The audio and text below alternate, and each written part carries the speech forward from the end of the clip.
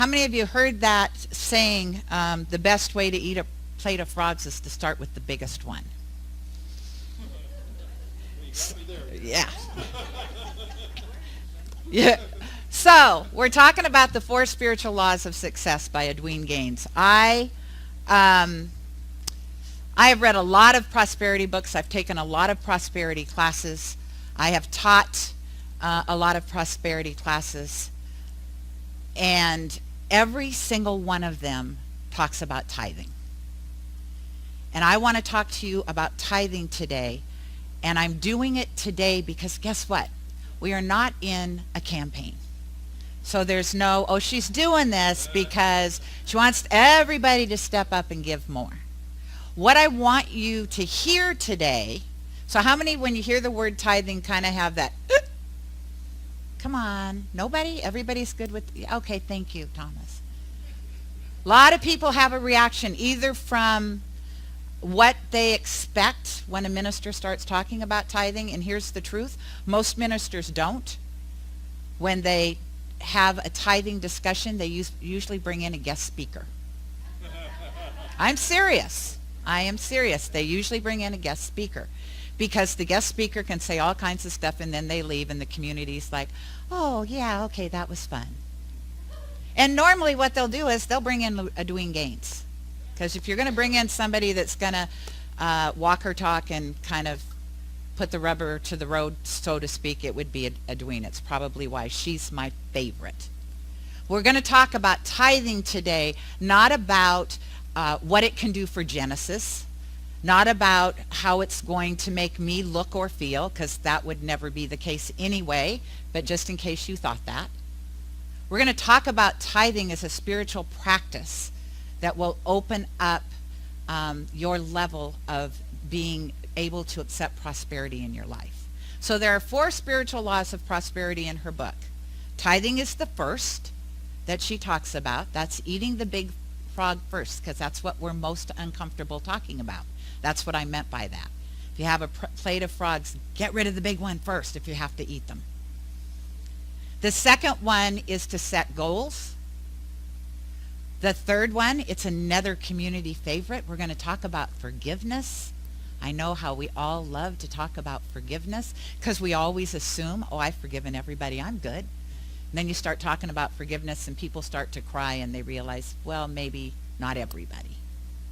And then the last is, what is your divine purpose? So we're going to talk about tithing today and why. So first of all, let's talk about prosperity. Why do we want prosperity? How many of you, when you hear the word prosperity, immediately think more money, more money, more money? Yeah. No. And you can find another word that works for you. Prosperity is about 4 things.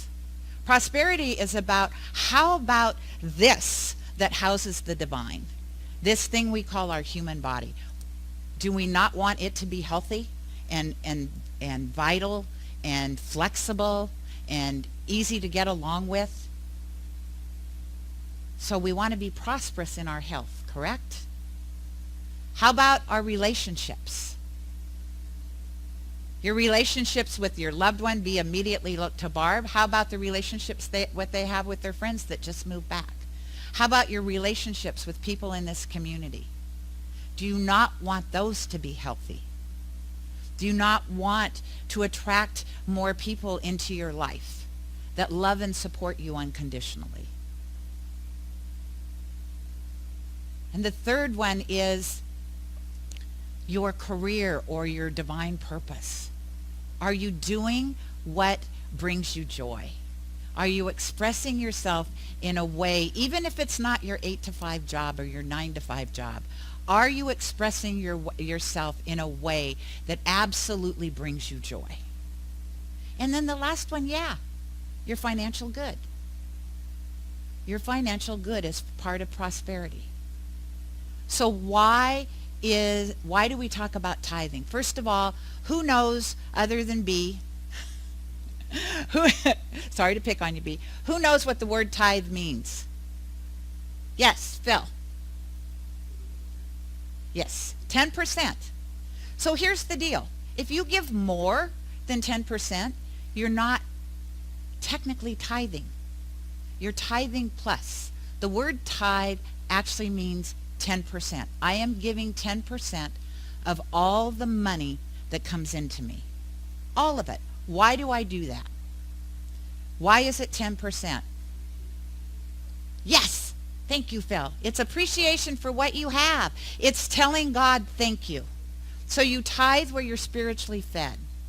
Now I'm going to tell you a short story about our board of trustees and the meeting that we just had and how it shifted our consciousness. We had been quote unquote tithing. We took 10% of our money and we divided it up, and part of that we were giving to other nonprofits that do good work. So let's say, pardon? Northwest Harvest, any of those that are doing great work in the community. However, when you talk about tithing, it is talking about where you are spiritually fed with no expectation that you would get anything from the organization in return other than receiving spiritual food, teaching, spiritual growth, community. And so we talked about it and we changed the way we're tithing, because actually we weren't tithing. We were giving to 2 organizations where we were spiritually fed, and then we were giving to a nonprofit. And so not that we're still not going to give to the nonprofit. We're changing because we realized energetically that's not a tithe. And if we're going to be that place where we say the spiritual practice of tithing is this, we should be practicing that as an organization. So, thank you, B. So we've changed it to 50% still goes to our headquarters organization because they spiritually feed us and support us. They give us practitioner training. They give us all of the things that we teach. So it's an organization that we're under the umbrella of as a church. So we give to them, and then we pick another community like us, and we give to that community for the good work that they're doing because they're spreading this philosophy in different areas around the country or around the world. And then the other piece now goes into a ministerial fund because we want to feed people in this community that decide they want to take the next step after becoming practitioners to become ministers. So now we're tithing to everywhere that spiritually feeds us. So yay. Now that was on the last Tuesday in March. This Saturday I went to a Mind Valley conference with Kim, and it was fabulous. And as Kim and I walked in, we're like, we were there from 9 o'clock in the morning until 5:15 sitting in red fold out chairs with no cushion. So after the morning, I walked up to the woman and said, are you interested in providing these training classes? I said, are you going to do more training in the Seattle area? And she said, yes. I said, are you interested in providing it maybe in a place that's more comfortable? She said, absolutely. I said, okay, what do I need to do? I have a space for you. And so immediately the universe is giving back to us as a community. Because I will tell you that with Mind Valley, and I want to talk to one of our board members that knows about rent around here. However, I believe that at a minimum that would be $1,000 every time they use this space. They are that big and that profitable. So that's why you tithe. Why is it 10%? Easy math, right? I mean, everybody kind of can do math for 10%. I think that's might be, you have 10 fingers. Nobody really knows. I could make stuff up and tell you, 10 is this powerful number and it means this and all of that. The truth is, I don't think anybody really knows. It's just 10%. And why we continue to look at it is, and why it is a spiritual practice is because what do we hang on the tightest to? Money. How many of you, when you hear the word, tithe, It's like, oh my God, that's 10% of all the money I receive. Now, you could switch that up and say, whoa, I get to keep 90% of my money. Yay! Because here's what you have to believe. Who's your source? Do you really believe that? Because if you really believe that God is your source, you would say thank you.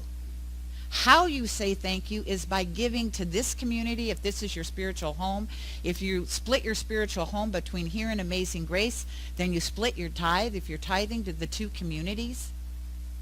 Tithing is a spiritual practice that moves energy. Bill talked about the law of circulation. That's what tithing is. It's a law of circulation. Can you give less? Of course you can. The spiritual practice is tithing, because most of us want to give what we want to give, right? This is what I'm going to give today because this is what I'm comfortable with. Tithing is, this is what I'm going to give every single time I get cash or money. I'm going to give 10% regardless. I am going to pay God first, right? I can see there's a lot of energy in here of people going, oh, I wish she'd just stop. Really, could we move on and talk about the next spiritual law? Next week we can.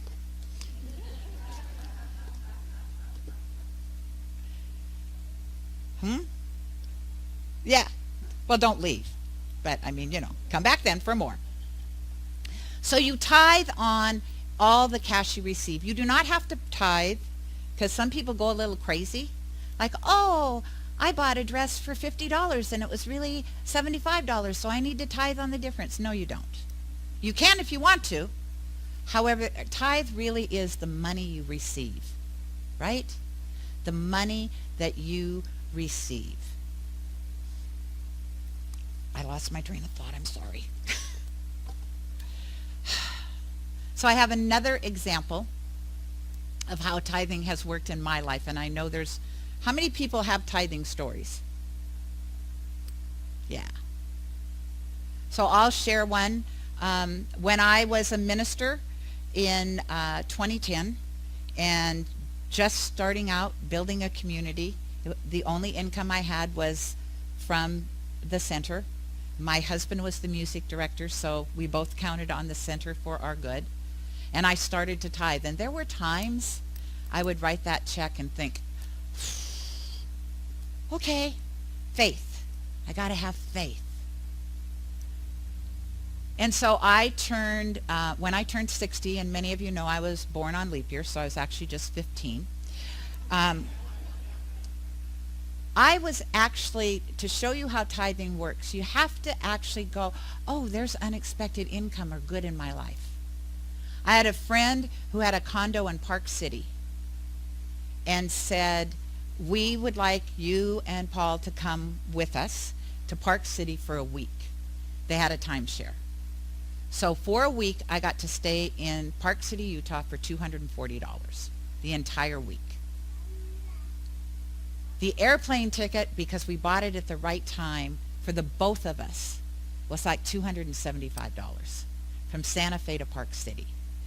And then on my birthday, as I'm getting out of the bus to go skiing, this woman walks up. She said, you going skiing? I said, yes. She goes, here, I'm done, and gifted me her ticket. Now, in Park City, Utah, that's over $100. That's how this energy flow works. It works in your life. You know that 12-step comment. It works if you work it. It is the same with pushing this energy out and letting it work in your life. A lot of people will say, is it gross or is it net income? You want a little bit of good or you want a lot of good? That's the answer. You are not dealing with me or Genesis when you're tithing. This is not old school church. I am not going to ask anybody for their 1040. Okay? When you say I am tithing, that is between you and God, or whatever you choose to call it. You have made an agreement with that which has provided for you your entire life, and you have said, yes, I am willing to do this. And in that yes, that is between the two of you. So when somebody says to me, I'm tithing, great, congratulations. I am not going to check. If you think I check, I don't. I really don't. It's none of my business how much you give or how you choose to give. What I'm talking about, if you really want to move the energy, if you are really stuck, this is the practice that will move you through all of your stuckedness. I know it's not a word. It's not a word. I made it up. But this is the energy. This will help you move that. Because this is what we're so attached to. Right? It's my money. We overspend, we underspend, it doesn't matter. We are attached to our money like it's a thing. Do you know what money stands for? My own natural energy yield. That is what that is, sitting in your purse, sitting in your wallet, stuffed in your pocket. My own natural energy yield. It is energy like everything else. And if you hang on to it, you are blocking that good that you want to come into your life. So here's my challenge for you. If you're not tithing, I encourage you to do so. And if you're like, oh yeah, she just wants money for Genesis, then I encourage you to pick some place that you're spiritually fed that isn't Genesis and tithe the difference between what you're giving to Genesis. If you're giving 5% and you have another 5%, tithe 5% to Edwin Gaines. Tithe 5% to Mary Morrissey. Tithe 5% to somewhere that you are spiritually fed. And prove to me that this doesn't work. Because I will prove to you that it does. And what I'm saying is, this is like the gym, okay? You don't get to go to the gym once a week or for 5 days in a row, working out, and then walk and look in the mirror and say, yep, this doesn't work, I'm not going to do it. My challenge for you is tithe for 6 months.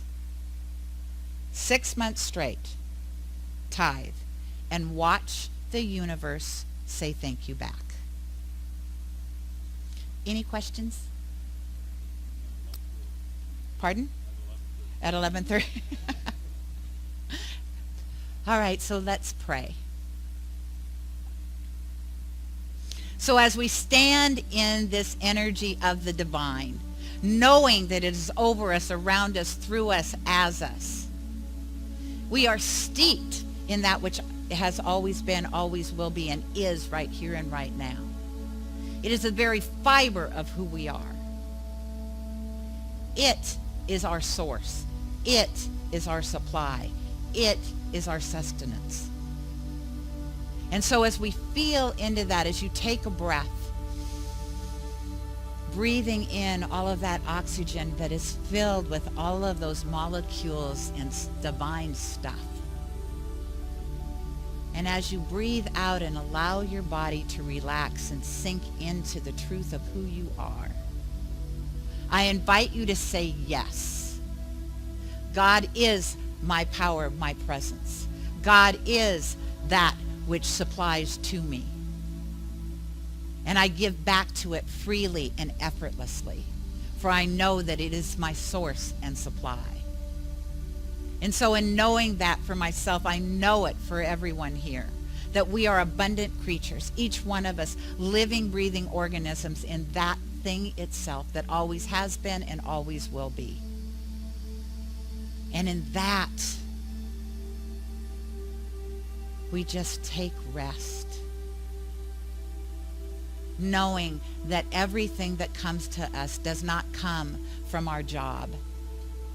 It does not come from outside of that thing.